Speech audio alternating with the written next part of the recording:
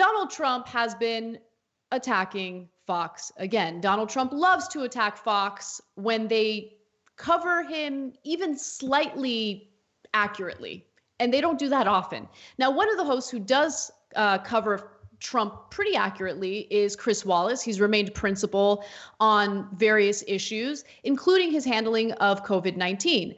Now, Wallace in this case was just simply conducting an interview, and apparently Trump didn't like the questions that were being asked. So let's take a look at the video, and then I'll give you the attacks that Trump is throwing in Wallace's direction.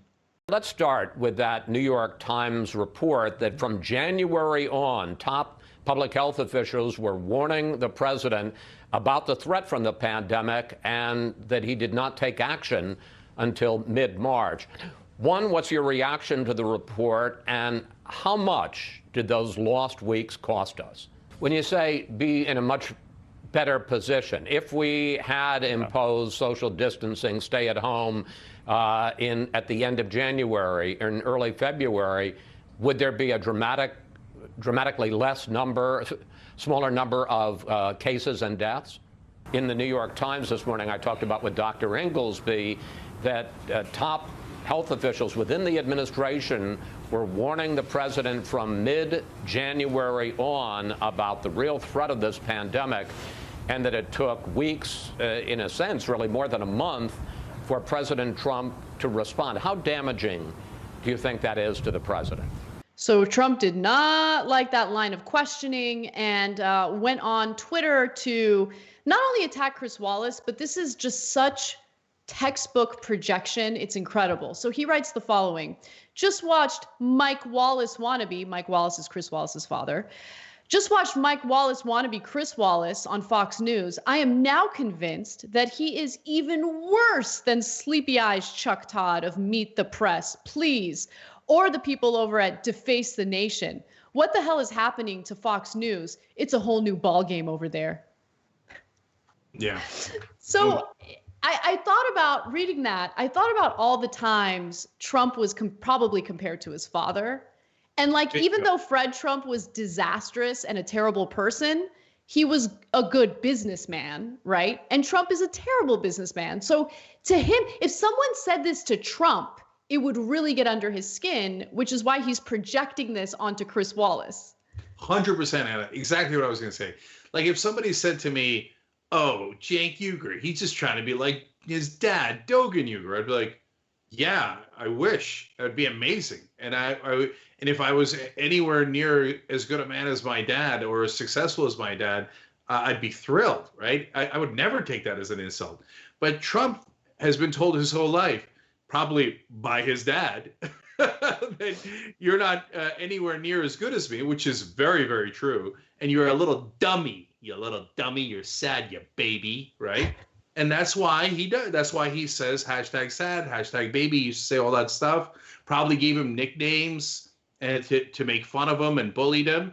That's why Trump grew up to be the monster that he is. And so Trump does the same thing. And I mean, look at this child who just never, ever grew up.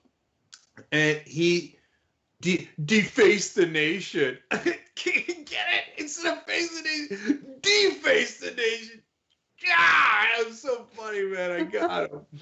Okay, you're the president, brother. I mean, you're not even a talk show host. You're goofing around as a talk show host. We're having fun, right? You're the president of the United States. So those are perfectly legitimate questions by Chris Wallace, of course. And that's, of course, why he's upset. Yeah, 100%. What makes this story a little different, because there have been other flare-ups of conflict between Trump and various Fox News hosts. But what makes this story a little different is you're finally seeing other Fox personalities rally behind one of their own and speak out against Trump. So, for instance, Jessica Huseman, who is a reporter with ProPublica, made a point on Twitter about how, oh, all the conservatives are going to support Trump and they're not going to defend Chris Wallace here.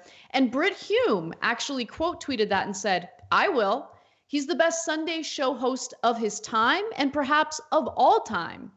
And even Jedediah Bila wrote in support of Chris Wallace, and she said, enough with the third grade name calling.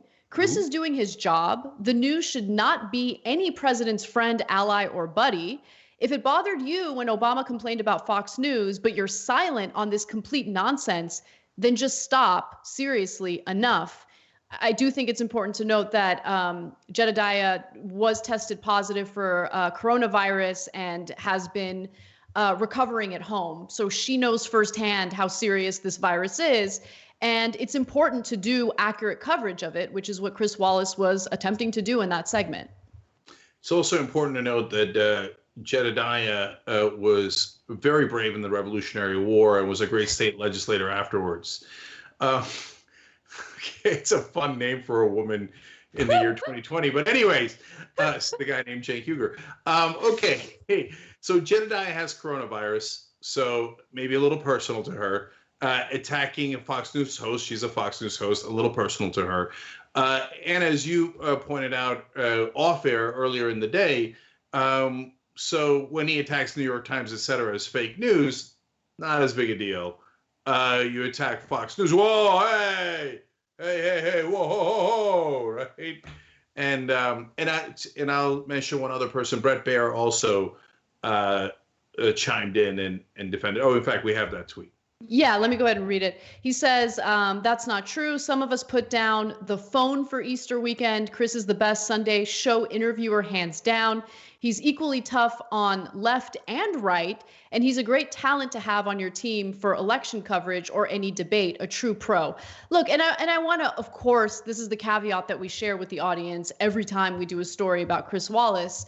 Chris Wallace is a conservative. There's no question about it. So politically speaking, I disagree with Chris Wallace on quite a bit. However, I do respect him in being as fair as he can be, at least from what I've seen so far, when covering various Trump-related stories, including his coverage of the impeachment investigation, his coverage of the Russia investigation, and in this case, his coverage of how Trump has handled COVID-19. No, I'll go further. I respect Chris Wallace probably almost more than anyone on MSNBC. I say almost because there might be Thanks one for or watching two the Young exceptions. Turks. Really appreciate it. But another way to you're show tested support when is through your guys YouTube in charge and memberships. there's legitimate You'll get to critique. interact with us more. There's I'd like to live think we chat passed that emojis, test. We badges. criticized Obama all You've the got time. emojis of me, And Anna, John, it cost us JR. So those are financially, super it fun. cost us access, But you it also cost us get a lot of things, playback but we of did it our anyway 'cause it was the exclusive right thing to do. member-only It wasn't shows absurd, and specials right after criticism they like air. Fox News did of So all Obama, that, the wrong all you got to suit, do is the click wrong that mustard, join the button wrong right this, underneath the that. video. No, Thank you. signature drone strikes, drilling in the Gulf, on and on, right? And did commentators on TV who are theoretically from the left pass that test? I've never seen them pass it. I mean, maybe a tweak here and there, but consistent critique of someone on your side, and that would mean an establishment Democrat, not a progressive, because they got tons and tons of critique of progressives, right? No, I've never seen them pass that test. And do we critique progressives all the time? Again, on our side, but we critique them. So I give you all of that as context for Chris Wallace passed the test when he was tried, and he was appropriately fair and tough on Republicans and the Trump administration. So now that I've seen him, not just under Obama, but under Trump, I do significantly respect him.